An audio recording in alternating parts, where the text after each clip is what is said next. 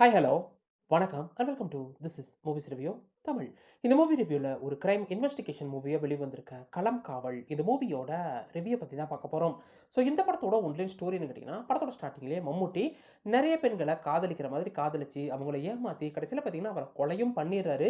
இதை ஒரு serial killing மாதிரி அவர் பண்ணிக்கிட்டு இருக்காரு. இது ஒரு பக்கம் போயிட்டு இருக்கு. இதற்கிடையில் கேரளாவில் பார்த்தீங்கன்னா ஒரு பகுதியில் ரெண்டு மதத்தினருக்கு இடையில ஒரு சின்ன கலவரம் மாதிரி வந்துருது. அதுல அவங்களோட பொண்ணை காணோம் தான் சொல்லி கேஸ் கொடுத்துருக்காங்க. அதை விசாரிக்க வந்த விநாயக்கு அதுக்கப்புறம் தான் தெரியுது அதே மாதிரி பேட்டர்ன்ல அந்த ஊரை சேர்ந்த நிறைய பெண்கள் காணாம போயிருக்காங்க. அது மட்டும் இல்லாம கேரளாவில் தமிழ்நாடுன்னு சொல்லிட்டு நிறைய இடங்கள்ல இதே பேட்டர்ன்ல பெண்கள் காணாம போறாங்கன்னு சொல்லி தெரிய வர இதை எப்படியாச்சும் கண்டுபிடிச்சாங்கன்னு சொல்லிட்டு விநாயக் தன்னோட இன்வெஸ்டிகேஷனை ஆரம்பிக்க இதுக்கப்புறம் இந்த கதையில என்னதான் நடந்துச்சு, விநாயக் மம்முட்டியை கண்டுபிடிச்சாரா இல்ல மம்முட்டி ஏன் தான் பெண்களை கடத்தி இப்படி கொலை பண்றாரு, இதுக்கான மோட்டிவ் தெரிய வந்துச்சா இல்லையான்றதுதான் இந்த படத்தோட மொத்த கதையே. இந்த படம் பார்த்தீங்கன்னா based on the true story. Cyanide மோகன்னு சொல்லிட்டு ரியலா வாழ்ந்த சீரியல் கில்லரை பேஸ் பண்ணி தான் இந்த படத்தை எடுத்திருக்காங்க.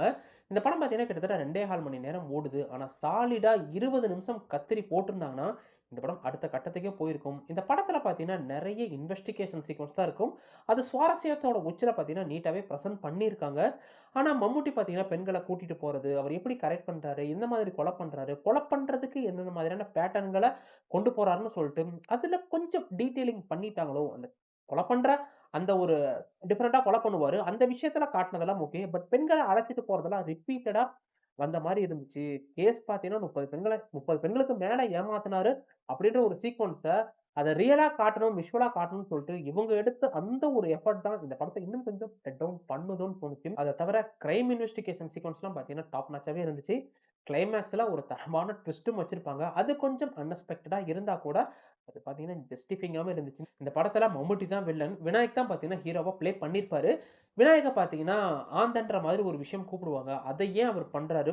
தப்பு பண்ணவங்களுக்கு என்ன மாதிரியான தண்டனைகள் குடுக்குறாரு? கிளைமாக்ஸ்ல மம்முட்டியோட முடிவுன்னு சொல்லிட்டு படத்த பார்த்தீங்கன்னா, ஜஸ்டிஃபைங்காவே முடிச்சிருக்காங்க. இத தவிர மம்முட்டிலாம் பார்த்தீங்கன்னா, ஸ்டார்டமோட உச்சில இருக்க ஒரு நடிகர் இப்படி ஒரு ரோல எடுத்து ப்ளே பண்றதே பெரிய விஷயம். இந்த படத்துக்கு அவர் தான் புரொடியூஸும் பண்ணியிருக்காரு அப்படின்றப்ப, கொடுத்த ரோல பார்த்தீங்கன்னா, நீட்டா பண்ணியிருக்காரு. எனக்கு விநாயக பார்க்கும்போது அந்த கேரக்டர் சட்டிலாவும் இருக்கும். அந்த கேரக்டருக்கு பின்னாடி என்ன ஒரு முகம் மறைஞ்சிருக்குன்றதையும் வெளிப்படுத்தணும்னு சொல்லிட்டு, விநாயகம் பார்த்தீங்கன்னா, கொடுத்த ரோல நீட்டா பண்ணியிருக்காங்க. ஸோ வாய்ப்பு கிடைச்சா இந்த படத்த ஒன் டைமாச்சும் வாட்ச் பண்ணி பாருங்க. குறிப்பா பேக்கிரவுண்ட் மியூசிக் இந்த படத்த அடுத்த கட்டத்துக்கே எலிவேட் பண்ணிட்டு போகுது. படத்துல பார்த்தீங்கன்னா, சில விஷயங்கள் இருக்கு. இது கொஞ்சம் சென்சிட்டிவான விஷயம் தான். ஸோ குழந்தைகளுக்கு உண்டான படம் இல்ல. நீங்க பார்த்துட்டு அதுக்கப்புறம் ஃபேமிலியா பார்க்கலாமா, வேணாமான்னு சொல்லிட்டு நீங்க முடிவு பண்ணிக்கங்க. மொத்தத்துல இந்த களம் காவல் எப்படி இருக்குன்னு கேட்டீங்கன்னா, இந்த படம் paste on the true story. ரியலா வாழ்ந்த சைனைடு மோகன்ற அந்த சீரியல் கில்லர பேஸ் பண்ணி தான் இந்த படத்த எடுத்திருந்தா கூட, ஸ்டார்டமோட உச்சில இருக்க மம்முட்டிலாம் பார்த்தீங்கன்னா, இந்த கேரக்டர் எடுத்து நடிச்சதே பெரிய விஷயம். இந்த படத்துக்கு அவர் தான் புரொடியூசரா இருக்காரு அப்படின்றப்ப அந்த கேரக்டராவே வாழ்ந்திருப்பாரு.